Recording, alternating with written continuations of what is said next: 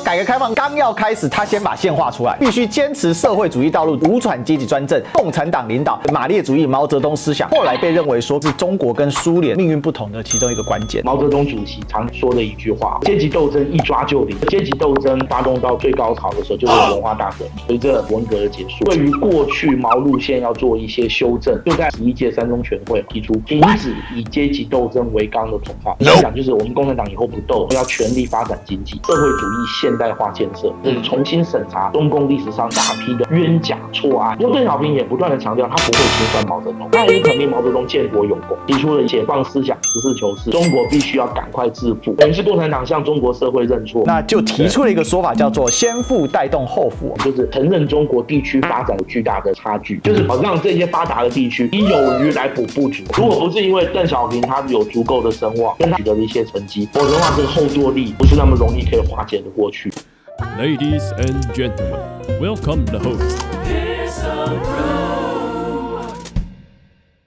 他上台之后呢，他开始做了很多的调整。首先，第一件事要调整毛时代的路线。上次有讲了一部分啊，就把2个凡事啊改成实事求是啊。那当中提到一个很重要的一个口号，叫做以阶级斗争为纲，必须要来停止啊，这怎么一回事？对，没错。好的，这个阶级斗争一抓就灵，这是毛泽东主席常常说的一句话啊。那这个阶级斗争其实后来发动到最高潮的时候，就是我们所说的文化大革命。那等到1976年，随着四人帮下台、文革的结束，对于过去毛路线要做一些修正，然后对过去毛路线所产生的一些功要给予肯定，过要给予修正，这样的一个情况就是必须要做，否则的话，你不对过去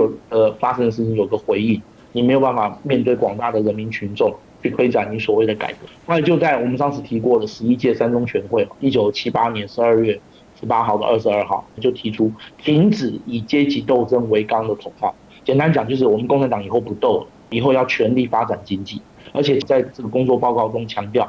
以后要把共产党的工作重点转移到社会主义现代化建设。请注意啊，社会主义现代化建设，也就是未来是要全面建设中国的现代化。就是共产党也逐渐要从革命党转为建设党，然后实行改革开放。另外，那具体的作为是什么？你说你结束阶级斗争，你总要有些具体作为。具体作为就是重新审查中共历史上的一大批的所谓的冤假错案啊，从反右运动开始啊，一直到文化大革命为止，到底平反了多少件？所有的平反工作大概一直进行到1986年才算是全部结束。各位你看。平反时间相当长，因为有一个漫长的审查过程。对，总共平反多少件有不同的说法，中共有不同的文件，有人说30多万件，有人说40多万件，甚至我看过有人说70多万件。代表这个平反的工作是深入到乡村等级的。基本上我们可以说是做的算是相当彻底的。平反工作主要是2个，一个就是先恢复受害者的名誉嘛，二方面就是给予他们一些职务或他们后代给予他们一些补偿，给予一些照顾。那大陆朋友应该知道，在1990年代的时候，常常在大陆的报纸上的广告栏看到很多道歉广告，有很多学生，一群学生我们当年斗了我们的老师，我们觉得很抱歉，我们这边郑重向某某老师、某某师母道歉啊，要不然就是我当年斗了我爸爸，我现在很对不起我爸爸。我希望我爸爸原谅我，向我爸道歉。类似这样的广告非常多，所以说整个社会都在为那一段时间我所造成的一些副作用来加以这个反省。不过邓小平也不断的强调，他不会清算毛泽东，他还是肯定毛泽东建国有功，以及建国之后在为国家所推动的一些建设，对中国所造成的这样的一个状况，他基本上都还是给予肯定啊。所以邓小平在这次会议当中提出了一个纲领性的讲话，叫解放思想，实事求是，团结一致向前看。注意重点在向前看，就是我们这一次把该平反、该道歉、该补偿的补偿完之后，我们就要全力推动社会主义建设，要向前看啊。然后邓小平他有一段话，他说：解放思想是当前的一个重大的政治问题，民主是解放思想的重要条件。处理遗留问题是为了向前看，这遗留问题就是我刚讲的，就是前面那些运动所遗留下来的问题，要研究新情况，解决新问题。各位，这个新问题指的就是经济问题，就中国还太贫穷，中国必须要赶快致富，中国赶快要跟全世界重新连结，这样中国才会有一个新的局面出现。对，这是要有很大的道德勇气，也是要有非常大的一个声望的人才能推动。对，你想想看，等于是共产党向中国社会认错。如果不是因为邓小平他有足够的声望，跟他所领导的班子后面在改革开放这边取得的一些成绩，否则的话，这个后坐力，我想不是那么容易可以化解的过去。其实最大的对比就是国民党嘛，国民党在台湾今天已经选举是几乎很难在中央层级的这个选举获胜嘛，越输越远，那越离越多。其实这就是一个问题。尽管民进党的执政出了非常多问题，而且在地方选举上，国民党依然会胜选，而且都是大胜。但到了中央层级的时候，他很难在这种高强度意识形态的这状况，在大选里面获胜啊，这是很好对照。两岸真的很好对照，因为都是华人社会啊，所以在这个历史逻辑上面，在社会逻辑上，它有一定的可比拟性啊。那从这个角度来看，你就可以知道，邓小平其实他在制定这些方针跟他的逻辑的时候，他是很缜密的。那有一个点是我们往前看，那往前看总要有一个方向吧？那他要怎么样来往前看呢？有一个说法是，如果全部一起做，那肯定都一件都做不成。那我们先做部分，再带动全部。那就提出了一个说法，叫做先富带动后富。像先富带动后富，成为改革开放很重要的一个逻辑啊！有没有看到这张以前的宣传图？富有者给贫穷者浇水，贫穷者也会反哺给你，多多帮别人，因为那也是帮你自己啊！好，这个就是先富后富的一个思想逻辑里面。主要是2点啊，我们如果把它用比较简单的方法来看，首先第一点就是承认中国地区发展上有巨大的差距啊，沿海地区当然是有比较好的基础啊，像过去一直以来，从清朝末年到民国到这时候为止，沿海地区有比较好的基础啊，像上海、像广州，是比广大的中国内陆地区要好得很。我告诉各位，1980年的时候，中国当时的城市化程度是多少？各位知道吗？16%，也就是当时中国10亿人，有8亿4千万人还住在农村。你就可以知道当时中国的发展状况是什么样，还是一个标准的农业国家，这是第一点。第二点就是这个所谓先富带后富，邓小平后来有讲得更清楚，就叫做让一部分人先富起来，就是不再用过去吃大锅饭的这种思维，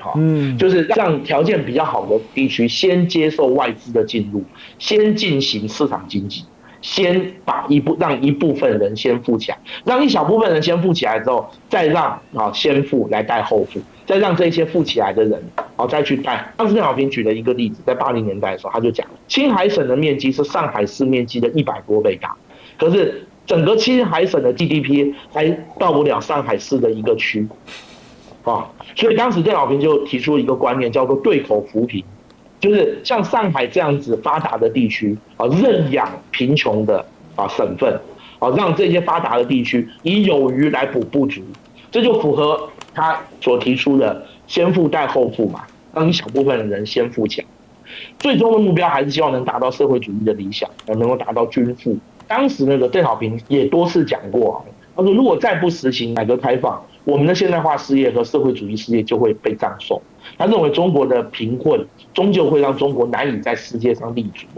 不过这种改革到底要怎么推展，我们等一下再谈。但是邓小平有一点他做的非常明确，就是在开启改革、推动全面的这个经济的扩展之前呢，他先把底线给画下来了。这个后来被认为说可能是中国跟苏联命运不同的其中一个关键也是我们一开始为什么给那个大家报道就是所谓的正左经右。那这个正左经右呢？你看到习近平时代还在讨论就我们一开始为什么用这个破题你就理解了。那所谓正左经右怎么画呢？底线据说就是这4项基本原则第一，必须坚持社会主义道路；第二，必须坚持无产阶级专政；第三，必须坚持共产党领导；第四，必须坚持马列主义毛泽东思想。邓小平在坚持4项基本原则，1979年3月30号，可以说改革开放刚要开始，他先把线画出来了。对，没错，这个非常重要。就是说，邓小平始终相信一件事，就是中国的现代化，尤其所谓社会主义现代化建设，绝对少不了共产党的领导。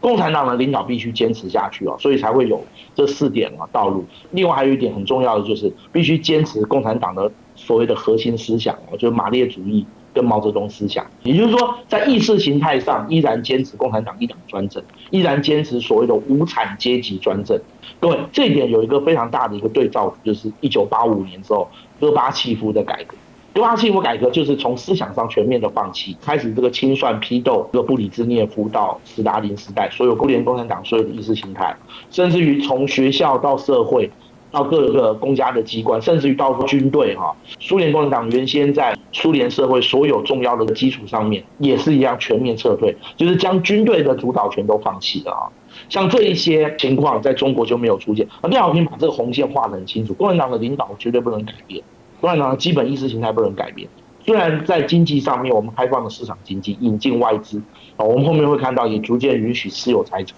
但是在基本的意识形态跟党的领导上面，它是绝对不会让步。各位，这个当然有许多人也批评了哈，就是说共产党没有进行政治改革的勇气啊。我们这个要看从什么角度来讲啊。但是这也确保了中国社会在改革当中还是有一个基本的安定力量，对，不至于让整个社会走向失控啊，不至于在改革当中因此走向过度的动荡啊，这一点是非常重要。其实这一点很多人会拿当代历史来做对照嘛，我们这个从民国大陆时期的历史，还有到了台湾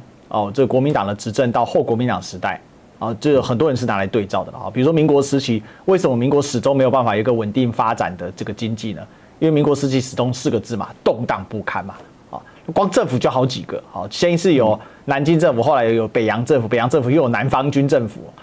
打得不可开交，中间只有所谓号称黄金10年，那事实上一点都不黄金，只是相对国民党的这个国民政府统治比较有一个基本样态，可是就仅仅那稍微一个基本样态。其实国民党的建只有3-4年，对，没有10年。但是即便只有这样稍微的这个初安其实当时中国的发展就远比在前面打得一不可开交这个北洋政府时期什么都好的很多。所以我认为啦这个也是今天两岸领导人有一个很大差异，尤其是民进党领导人跟共产党领导人有很大的差异，就是民进党领导人不太愿意去看待过往的中国的一个历史的给予的经验。但共产党的领导人时常在借鉴过去中国历史的经验，只是这些历史的经验，在一个政治人物他的层次高或低，跟在一个老百姓他的层次高或低是有很大的落差的。很多老百姓其实不见得能理解，但他就会就现状来做批判嘛，所以就会引起很多不一样的想法。我相信我们今天这一期播出的时候，也一定会有很多人批判反正没差就是要让大家批判让大家讨论你觉得同意也好，不同意也罢，但是我们就提出一个角度跟观点，那我们一边把这个历史事实也跟大家讲但是脉络的部分我们尽可能去呈现，但因为东西真的很多，没办法完全呈现出来那如果你想看得过瘾的话呢请到会员专属里面有很多这个详细的讨论，加入会员你就可以看得到了